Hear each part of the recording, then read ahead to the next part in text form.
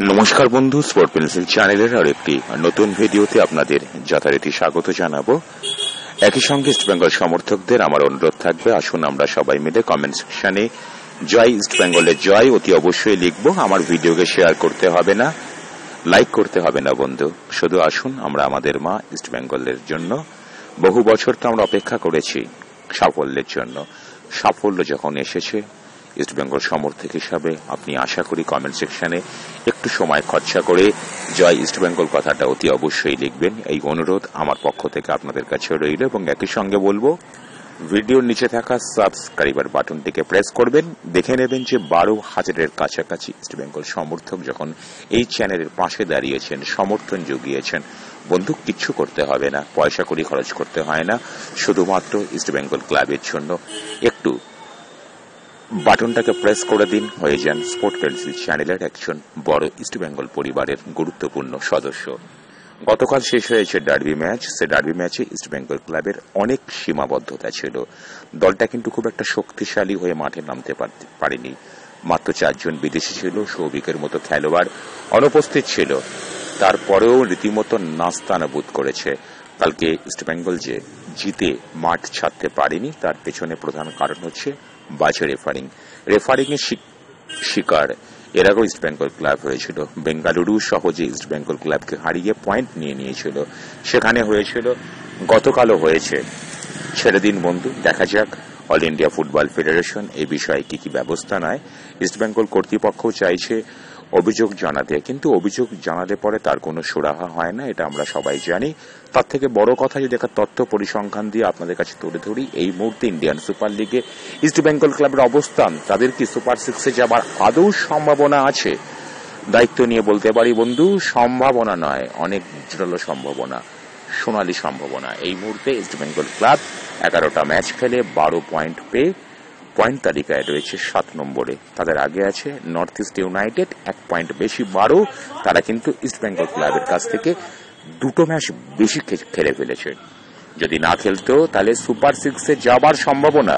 আপনাদের মনে আছে নিশ্চয়ই যে বছর খানেক আগে ইস্টবেঙ্গল ক্লাবের শীর্ষকর্তা একটা কথা বলেছিলেন চরম ব্যর্থতার মধ্যে দাঁড়িয়ে, যে আগামী 2 বছরের মধ্যে ইন্ডিয়ান সুপার লিগের ফাইনাল খেলবে ইস্টবেঙ্গল। তিনি কি ভেবে বলেছিলেন জানা নেই, তার কথার মধ্যে ছিল আবেগ, যুক্তি ছিল না। আজকে যুক্তির মাটিতে দাঁড়িয়ে একটা কথা বলতে পারি, 2 বছর লাগবে না, এবছরেই ইন্ডিয়ান সুপার লিগ ফাইনাল খেলার একটা দুর্দান্ত সম্ভাবনা ইস্টবেঙ্গল ক্লাবের সামনে চলে এসেছে। ইস্টবেঙ্গল ক্লাবের পরবর্তী ম্যাচ মুম্বাই এফসির বিরুদ্ধে, অত্যন্ত শক্তিশালী দল। একই সঙ্গে এটাও বলা যায় যে নিজেদের মাঠে মুম্বাই সিটি এফসিকে ইস্টবেঙ্গল ক্লাব তাদের মাঠে রুখে দিয়েছিল। পরপর 2খানা ম্যাচ, এই মুহূর্তে 11খানা ম্যাচ অপরাজিত ইস্টবেঙ্গল ক্লাব। উড়িষ্যা এফসি বা মোহনবাগান এসজিকে তারা যেভাবে নাকানি চুমানি খাইয়েছে, তারপরে মুম্বাই সিটি এফসির বিরুদ্ধে ইস্টবেঙ্গল তাদের ঘরের মাঠে প্রাধান্য বিস্তার করে নিজেদেরকে যে একটা অন্য উচ্চতায় নিয়ে যাবে, ওদিন যদি ইস্টবেঙ্গল ক্লাব না জেতে, আমি তাহলে রীতিমতো অবাক হব। তবে তার থেকেও বড় প্রসঙ্গ, থাম্বনেল অনুযায়ী আপনাদের কাছে আমি তথ্যগুলো তুলে ধরি বন্ধু। দুজন বিদেশি ফুটবলার, একজন মেসির সতীর্থ ছিলেন, আরেকজন ব্রাউন কোস্টারিকান ফুটবলার। সত্যি করে ব্রাউনের যদি ফুটবল ক্যারিয়ারের দিকে তাকাই, গোটা বিশ্ব ফুটবলে তার নাম রীতিমতো জলজল করছে। মেসির সতীর্থ যিনি হন, যিনি বার্সেলোনার জার্সি গায়ে দেন, তার যোগ্যতা নিয়ে প্রশ্ন তোলা নিতান্তই অবার্ষণের মতো বিষয় হবে। তবে একটা কথা আজকে বলতে বাধ্য হই, তারা তাদের সোনালী দিন ফেলে এসেছেন কিনা। একটু বেশি বয়সে তারা মাঠে নামছেন, যদিও আমাদের হাতের সামনে ক্লেটন সিলভার উদাহরণ আছে। একটা কথা বলে দিই বন্ধু, এই 2জন বিদেশি যদি ইস্টবেঙ্গল ক্লাবে দাঁড়িয়ে যায়, তাহলে এই ইস্টবেঙ্গল ক্লাব ইন্ডিয়ান সুপার লিগের ফাইনাল কেন, চ্যাম্পিয়ন হবার মতো অস্ত্র রয়েছে। ধন্যবাদ জানাতে হবে কোচ কার্লোস কুয়াদ্রাতকে। মোহনবাগান তো অনেক শক্তিশালী দল, তাদের টিম বাজেট ইস্টবেঙ্গল ক্লাবের দ্বিগুণেরও বেশি। তারপরেও তারা ধারাবাহিকভাবে ব্যর্থতা হচ্ছে, যে কারণটার জন্য, সেটা হচ্ছে দলগত সংগতি বা টিম স্পিরিটের জন্য। একটা ভালো দল গঠন করলেই হয় না বন্ধু, দলটাকে একটা সুতোর মধ্যে, এক সূত্রে বাঁধতে হয় মালার আকারে। কোচ কার্লোস কুয়াদ্রাত সেই কাজটা অত্যন্ত দক্ষতার সাথে করে ফেলতে পেরেছে বলেই অত্যন্ত কম বাজেটের দল হয়ে বাজেটের তুলনায় ইন্ডিয়ান সুপার লিগের 12খানা দলের মধ্যে ইস্টবেঙ্গলের স্থান 7 নম্বরে। তারপরে ইস্টবেঙ্গল ক্লাব আজকে যে এই উচ্চতায় নিজেদেরকে নিয়ে যেতে পেরেছেন, কোচ কার্লোস কুবারদাতকে অতি অবশ্যই কৃতিত্ব দেব যে তিনি দলটাকে টিম স্পিরিটের পর্যায়ে দলগত সংহতিটাকে আনতে পেরেছেন বলেই আজকে ইস্টবেঙ্গল একটা টাট্টু ঘোড়ার মতো দৌড়েছে।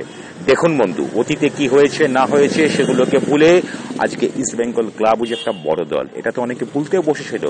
রেফারিরা যে বাজে সিদ্ধান্তগুলো নেয়, তারা মনে করেছিল ইস্টবেঙ্গল ক্লাব বোধহয় ছোট দল হয়ে গেছে, প্রতিবাদ মুখর হওয়ার মতো যোগ্যতা বোধহয় দলটার নেই। কিন্তু এই মুহূর্তে ইস্টবেঙ্গল ক্লাব সেই পুরনো ফর্মে আবার ফিরে এসেছে, পুরনো ছন্দে আমরা ইস্টবেঙ্গল ক্লাবকে আবার দেখতে পাচ্ছি। এই ইস্টবেঙ্গল ক্লাবকে মুম্বাই সিটি আটকাবে, আমি এটাই বলবো। ইস্টবেঙ্গল মুম্বাই সিটিকে কি আটকাবে? মুম্বাই সিটির কি আদৌ ক্ষমতা হবে যুব ভারতের ক্রীড়াঙ্গনে ইস্টবেঙ্গল ক্লাবকে আটকে দেওয়ার? এটা দেখার জন্যই কিন্তু আমাদের যুব ভারতীমুখী হতে হবে। ইস্টবেঙ্গল দর্শকদের কাছে আমার একটা বিশেষ অনুরোধ থাকবে, যত বেশি সংখ্যক আপনারা মাঠে যান, 10 ভরিয়ে তুলুন। তার কারণ সমর্থকরাই কিন্তু বরাবর শতাব্দী প্রাচীন ইস্টবেঙ্গল দলের প্রাণ ভোমরা। সত্যি করে কোচ কার্লোস কুবারদাত যখন একটা দলকে নিয়ে সীমিত ক্ষমতার মধ্যেও দলগত সংহতি চূড়ান্ত পর্যায়ে এগিয়ে গিয়ে একটা দলকে যখন একটা পর্যায়ে নিয়ে যেতে পেরেছেন, আমরা সুপার কাপ চ্যাম্পিয়ন হয়েছি, ডুরান্ড কাপের ফাইনাল খেলেছি, এফসি কাপে বহু দশক পরে আমরা যোগ্যতা অর্জন করতে পেরেছি, তখন এই দলটা যে ইন্ডিয়ান সুপার লিগের প্রথম 6টা দলের মধ্যে নিঃসন্দেহে জায়গা করে নেবে, এটা নিয়ে আমার মধ্যে প্রশ্ন নেই। যদি আপনাদের মধ্যে প্রশ্ন থাকে অবশ্যই প্রশ্ন কমেন্ট সেকশনে তুলবেন। তবে একটা কথা দায়িত্ব নিয়ে বলতে পারি, আমি এই মুহূর্তে ইস্টবেঙ্গল ক্লাব সুপার 6-এ যাবে এটাকে নিয়ে একদমই ভাবছি না, বরং আমার বেশি করে ভাবনা হচ্ছে এই দলটাই ইন্ডিয়ান সুপার লিগের ফাইনাল খেলবে এবং সেটা এই 2023-24 মরশুমে প্রথমবার। আপনারা কি বলেন? আপনাদের মূল্যবান মতামতের জন্য আমি ভীষণভাবে আগ্রহী। চ্যানেলটিকে সাবস্ক্রাইব করুন, যা ইস্টবেঙ্গল কথাটা বলে মূল্যবান মতামত দিন। ধন্যবাদ।